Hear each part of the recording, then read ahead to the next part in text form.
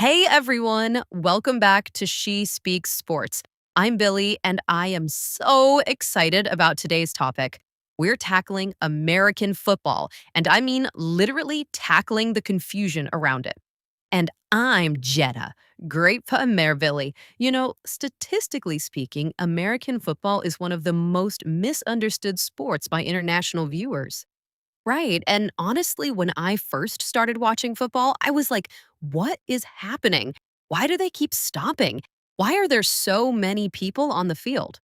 Exactly. So today we're breaking it down step by step for our English learners out there who want to understand this crazy, wonderful sport.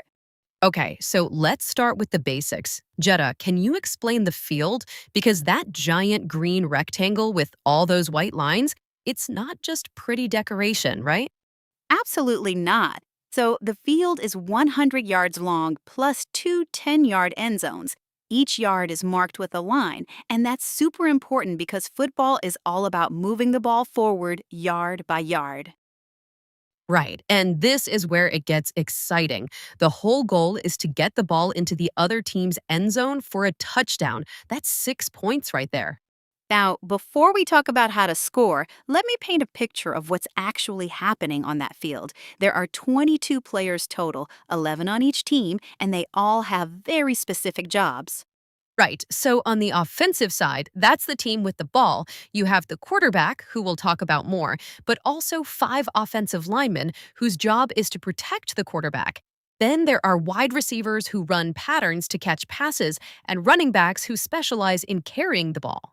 And the defense. Defense mirrors this. They have defensive linemen trying to tackle the quarterback, linebackers who are like the middle defenders, and defensive backs. Those are cornerbacks and safeties who try to prevent those passes from being completed. Now, here comes the tricky part that confuses everyone: the down system. Imagine you're the offense, that's the team with the ball.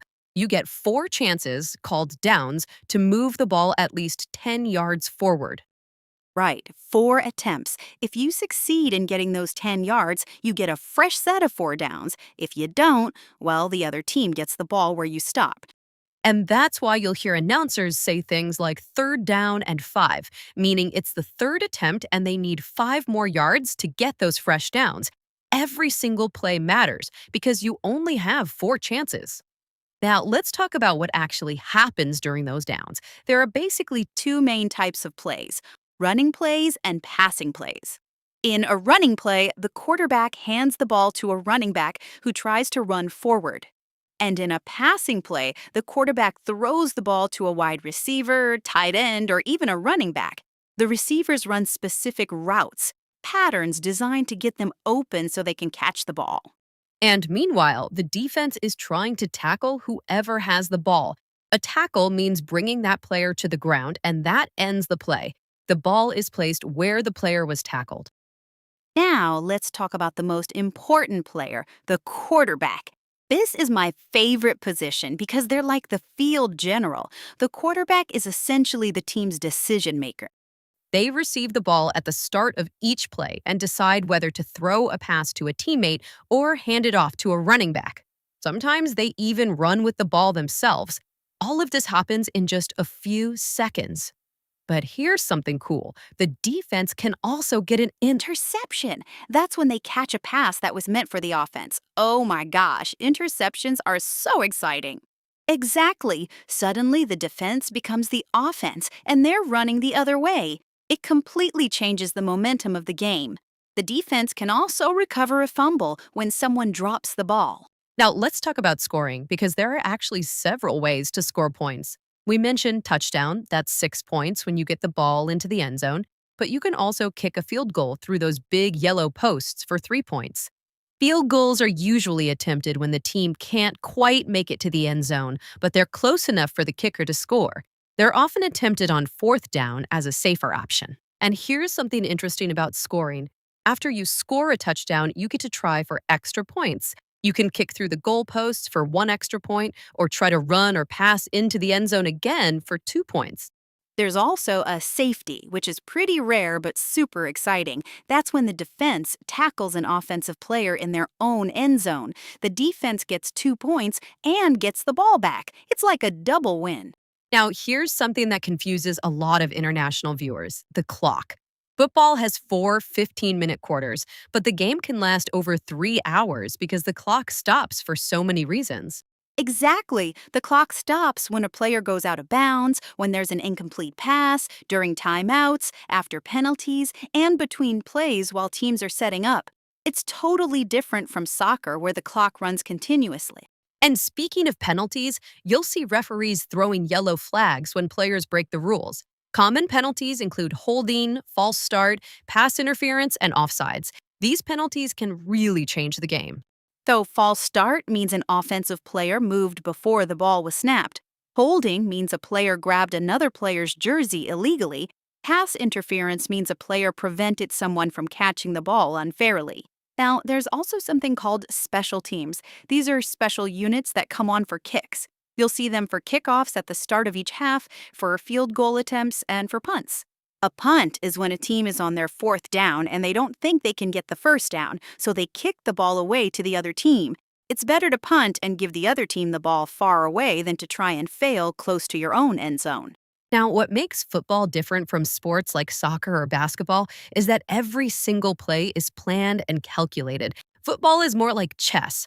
Every move is strategic and every yard counts because of those four downs. Here's what I recommend focusing on as a beginner. Watch the down and distance markers on your TV screen. Follow the ball, where it starts, where it goes, where it ends up. And pay attention to the yellow line on TV. That shows where the offense needs to reach for a first down. Exactly. And don't worry about understanding every single rule or penalty at first. Start with the basics. Who has the ball? Are they running or passing? Did they get the yards they needed? The complexity will come naturally as you watch more games. And if you're looking for teams to Follow, some of the most famous NFL teams include the New England Patriots, Dallas Cowboys, Green Bay Packers, and Pittsburgh Steelers. These teams have rich histories and passionate fan bases that make games. games exciting to watch. And for our listeners who are still feeling confused, that's totally normal. I've been watching for years and I still learn new things every season. Don't be afraid to ask questions. Real football fans love explaining the game to new viewers. Absolutely. So remember, touchdown, quarterback, downs, yards, offense, defense, field goal, tackle, pass, interception. These are your key words for understanding American football.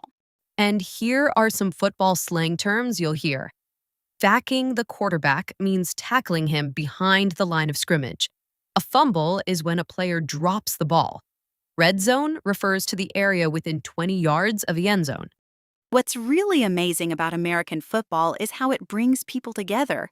Football watching parties, tailgating before games, fantasy leagues with friends, it's as much about the social experience as it is about the sport itself. It's a great way to connect with American culture. My advice is to pick one team and follow them for a few games. You'll start recognizing patterns and understanding the rhythm of the sport. Perfect summary. And that's a wrap for today's episode of She Speaks Sports. Thank you so much for joining us on this football journey. Keep practicing your English, keep watching sports. And we'll see you next time when we tackle another confusing sports topic. Until next time, this is Billie and Jetta saying game on.